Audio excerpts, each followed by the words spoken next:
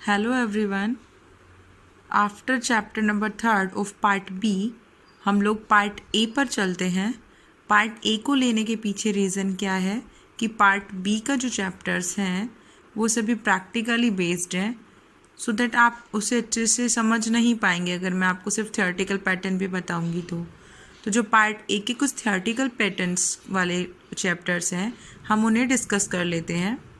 Part A में chapter number 1 लेकर चलते हैं, जो हम लोगों ने 9th क्लास में भी पढ़ा था। 9th क्लास में हम लोगों ने स्किल फर्स्ट पढ़ा था, अब उसका एडवांस फॉर्मेट आप पढ़ेंगे कम्युनिकेशन स्किल सेकंड। चैप्टर 1 का सेशन 1 पढ़ रहे हैं हम लोग। सेशन 1 कह रहा है knowledge of various methods of communication. Sorry, मैं यहाँ पर सेशन 1 का नाम मेंशन करना भूल गई हूँ, आप लिख लेना। सेशन 1 नेम है knowledge of various methods of communication. ठीक है, इस कंप्लीट सेशन में हम पहले इंट्रोडक्शन पे देख लेते हैं कि इस कंप्लीट सेशन में आपको क्या बताया है। कंप्लीट सेशन में आपको बहुत सारे मेथड्स बताए हैं कम्युनिकेशन करने के। कम्युनिकेशन आप अच्छे से समझते हैं। कम्युनिकेशन का मीन्स अपने थॉट्स, अपने व्यूज़, अपने आइडियाज़ को मल्टीपल पर्सन्स के बीच में उन्हें देना, मतलब पास ऑन करना, है ना। किसी भी फॉर्मेट में हम उस इंफॉर्मेशन को पास करना चाहते हैं मल्टीपल यूज़र्स के बीच में, मल्टीपल पीपल्स के बीच में। ठीक है, अब वो इंफॉर्मेशन या वो डेटा पास करने के लिए हमारे पास बहुत सारे मोड्स होते हैं, मेथड्स होते हैं। वो अलग अलग मोड्स और मेथड्स कम्युनिकेशन का बेस बनते हैं। ठीक है, जिसकी सहायता से हम लोग अपने थॉट्स और आइडियाज़ को कन्वे कर सकते हैं in front of any kind of people. ठीक है, नेक्स्ट, ये तो हो गई हमारी इंट्रोडक्शन की बात कि इस सेशन में हमसे क्या पूछा गया है। अब हम जिस टाइम पे बात कर रहे हैं कि अब जब कम्युनिकेशन हो रहा है तो कम्युनिकेशन का मतलब जो भी सेंडर है, सेंडर से रिसीवर के बीच में कोई भी इंफॉर्मेशन, कोई भी डेटा का पास होना, और उस डेटा और इन्फॉर्मेशन के पास करने का मीडियम हो कोई भी एक सिंगल मेथड। ठीक है, दैट इज कॉल्ड कम्युनिकेशन। अब हम आगे टॉपिक पर आते हैं, methods of communication. There are various kind of methods of communication, so we can discuss any 3। First is verbal, then non verbal, then visual communication. आप लोगों ने 9th क्लास में भी बहुत अच्छे से इसे समझा था। वर्बल कम्युनिकेशन मीन्स ओरली हम लोग बोल कर जिस चीज़ को किसी पर्सन को एक्सप्रेस करते हैं, that is called oral communication.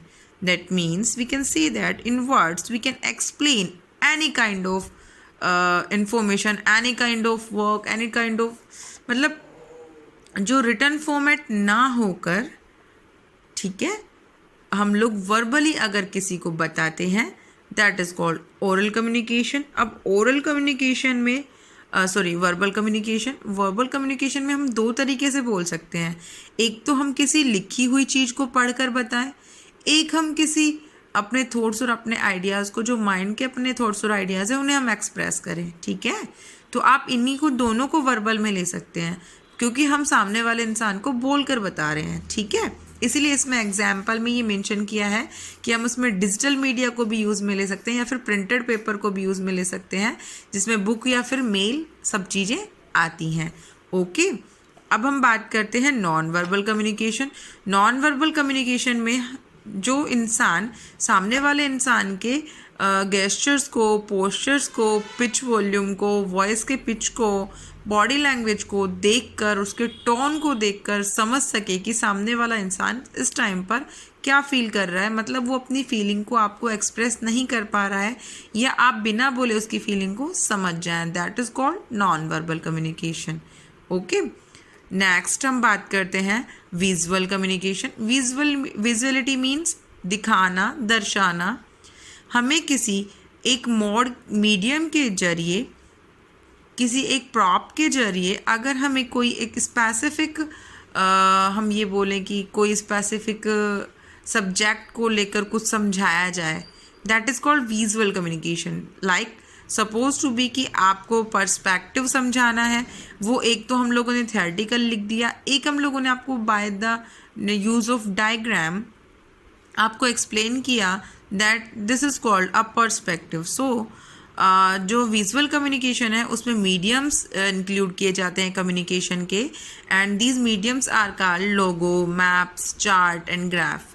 आप लोगों ने देखा होगा जितनी भी बड़ी बड़ी मल्टीनेशनल कंपनी होती हैं उन सभी का एक स्पेसिफिक लोगो होता है, और वो लोगो उस कंपनी की पहचान होती है, मतलब वो लोगो उस कंपनी के बारे में कहता है। इसीलिए जो भी मल्टीनेशनल कंपनियां होती हैं वो अपने कंपनी का लोगो अपने कंपनी के टीआरपी के जैसे या अपनी कंपनी के नाम के जैसे ही बनाती हैं, ठीक है, क्योंकि वो बिना बोले वो लोगो बहुत कुछ कहता है। Okay, this is called the visual communication. Okay, अब हम एक एक करके सभी कम्युनिकेशंस को डेप्थ में पढ़ जाते हैं। होप सो कि आपको समझ आ रहा होगा, क्योंकि आप लोगों ने 9th में एक बार इसको ऑलरेडी पढ़ लिया है। ओके, अब हम बात करते हैं वर्बल कम्युनिकेशन की। Verbal communication is a communication in which it is a type of communication in which a message is transmitted through the words. That means हम लोग एक ऐसा कम्युनिकेशन जिसके अंदर हम लोग अपने मैसेज को ट्रांसमिट कर रहे हैं वर्ड्स के साथ में, ठीक है।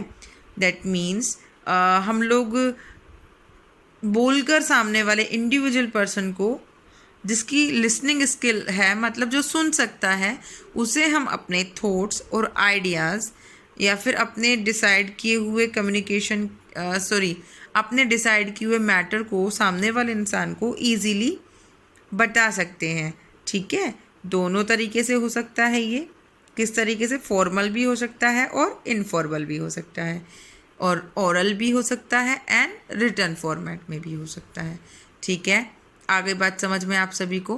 फॉर्मल और नॉन फॉर्मल मीन्स हम लोग जनरली भी ऐसे कम्युनिकेशन करते हैं, और हम लोग कोई सेमिनार्स वगैरह, कोई पार्टी वगैरह ज्वाइन करते हैं, या कोई बिजनेस पर्सपेक्टिव से रिलेटेड कोई ऐसा मीटिंग ज्वाइन करते हैं, तो वहाँ पर भी वर्बल कम्युनिकेशन इफेक्टिवली यूज़ में आता है। नेक्स्ट अपन बात करते हैं अपने सेकंड कम्युनिकेशन की। This is called the oral communication, ठीक है। वर्बल में दोनों चीज़ें आती हैं, रिटन फॉर्मेट में आता है और ओरल फॉर्मेट भी आता है, ठीक है। अब हम ओरल कम्युनिकेशन की बात करते हैं। In this type of communication the sender gives word to his feelings, thoughts, ideas and opinion and express them in the form of speech or conversation, ठीक है। सेम वही है, जहाँ कम्युनिकेशन की बात आ गई वहाँ पर सेंडर और रिसीवर के बीच में वर्ड्स का, अपनी फीलिंग्स का, अपने थॉट्स का, अपनी आइडियाज़ का, अपने ओपिनियन का एक्सप्रेशन होता है, या हम उनको एक्सप्रेस करते हैं किन्हीं भी दो पार्टीज़ के बीच में। This is called a simple conversation, जिसे हम कम्युनिकेशन बोल रहे हैं, बट इसका इफ़ेक्टिव होना भी डिपेंड करता है दोनों पार्टीज़ पर, सेंडर कैसा है एंड रिसीवर कैसा है। क्लियर? सपोज टू बी कि आप सामने से कोई भी कम्युनिकेशन तब ही गुड माना जाता है जब दोनों पार्टीज़ उसे इफ़ेक्टिवली अप्लाई करें। इफ़ेक्टिवनेस उस कम्युनिकेशन की तभी दिखती है जब सामने वाला इंसान क्या बोल रहा है उसको सामने वाला, सुनने वाला भी एक गुड लिसनर हो। ओके, जितना ज़रूरी एक गुड स्पीकर का होना होता है, उससे कहीं ज़्यादा ज़रूरी एक गुड लिसनर का होना होता है, ठीक है। सपोज टू बी कि आपको कोई एक सामने वाला, एक कोई प्रवक्ता है, दैट मीन्स एक कोई स्पीकर है, वो बहुत अच्छे से बोलता है, बहुत अच्छे से कम्युनिकेट करता है, एक्सप्रेस करता है अपने थॉट्स को, अपने व्यूज़ को, बट वो तब तक आपको अपनी बात नहीं समझा पाएगा जब तक कि आप उसे शांति से ना सुने। जब तक कि आप एक गुड लिसनर नहीं होंगे तब तक वो कम्युनिकेशन एक इफ़ेक्टिव कम्युनिकेशन की कैटेगरी में नहीं आता है। सेकेंड थिंग इज़ दैट जो इफ़ेक्टिव कम्युनिकेशन होता है उसके पीछे सामने वाले का स्पीच क्लैरिटी, कि वो किस तरीके से आपको लेक्चर डिलीवर कर रहा है, किस तरीके से वो आपसे कम्युनिकेट कर रहा है, उसका वॉल्यूम क्या है, उसके वॉल्यूम की क्वालिटी क्या है, उसके वर्ड्स की क्वालिटी क्या है, और उसका बात करने का तरीका कैसा है, उसका टोन कैसा है, उसका पिच वॉल्यूम कैसा है। ये सभी चीज़ें इफ़ेक्टिव कम्युनिकेशन के अंडर में आती हैं। ये सभी चीज़ें हम लोग ऑलरेडी पढ़ चुके हैं, इसको ज़्यादा डेप्थ में ना जाते हुए सिर्फ इतना ही बताऊंगी कि ओरल कम्युनिकेशन क्या होता है। बता दिया मैंने आप सभी को, सेंडर और रिसीवर के बीच में वर्ड्स को, अपनी फीलिंग्स को एक्सप्रेस करने का एक मीडियम है। नेक्स्ट अपन बात करते हैं रिटर्न कम्युनिकेशन। रिटर्न कम्युनिकेशन जो होता है वो सबसे इफ़ेक्टिव होता है बिजनेस कम्युनिकेशन के रिगार्डिंग। हम ये इसीलिए कह सकते हैं क्योंकि जितने भी बिजनेस ट्रांजेक्शन्स होते हैं मल्टीपल पार्टीज़ के बीच में, उन सभी कम्युनिकेशन में रिटर्न कम्युनिकेशन को इसलिए प्रेफरेंस दिया जाता है क्योंकि वो एक डॉक्यूमेंटेशनल वर्क के रिगार्डिंग बहुत अच्छे से अपना रोल प्ले करता है। क्योंकि एक ऑर्गेनाइजेशन में किसी भी सेंटेंस के सीक्वेंस को या फिर सामने वाले इंसान ने कौन सा राइटिंग पैटर्न यूज़ किया है, उसके राइटिंग पैटर्न के पीछे लीगल और वैलिड रीज़न है या नहीं है, क्योंकि सामने वाले इंसान ने जो बोलकर ओरली कोई वर्ड्स कोई इन्फॉर्मेशन डिस्पैच की है उनका कोई मायना नहीं होता। क्योंकि जो डॉक्यूमेंटेशनल वर्क होते हैं वो फर्दर एविडेंस की तरीके से भी यूज़ में लिए जाते हैं। सो दैट एक हम ये बोल सकते हैं कि बिजनेस कम्युनिकेशन के रिगार्डिंग रिटर्न कम्युनिकेशन सबसे ज़्यादा यूज़ में आता है। ठीक है, क्योंकि उसे मल्टीपल पर्सन्स ईजिली अंडरस्टैंड कर सकते हैं, है ना, और उसको एक तरीके से वो अपने रिकॉर्ड में मेंटेन करके रख सकते हैं कि उसके अंदर क्या कंटेंट था, और उस कंटेंट को अगर फर्दर फ्यूचर में उन्हें यूज़ में लेना है तो वो उसको अपने हम ये बोल सकते हैं कि वो अपने फ़ायदे के लिए भी उसे यूज़ में ले सकते हैं। ठीक है, और हमारे पास भी लाइक एज अ एविडेंस वो सेव रहता है कि हाँ हमने ऐसा कहा था, ऐसा नहीं कहा था। ठीक है, सो ये तो हो गए हमारे मोड्स कम्युनिकेशन के। नेक्स्ट कल मैं आपको बताऊंगी इनके एडवांटेज और डिसएडवांटेज, क्या क्या एडवांटेज हैं, क्या क्या डिसएडवांटेज हैं। आज हम लोगों ने पढ़े थे वर्बल कम्युनिकेशन के ये तीनों मोड्स पढ़े थे। ठीक है, कल इसके बाद वाला पढ़ेंगे।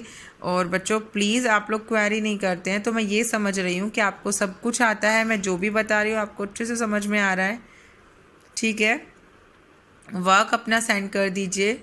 मेरे पर्सनल नंबर पर बहुत कम बच्चों के वर्क आए हैं। और हाँ, मैंने ग्रुप में आपको आंसर की डिस्पैच कर दी है, जो 25 ऑफ अप्रैल को मैंने आपको वर्कशीट दी थी। ओके, उसके आंसर की आपको प्रोवाइड कर दी गई है। सो क्रॉस चेक कर लें और उस वर्कशीट को अपनी नोटबुक में नोट डाउन कर लें। Thank you.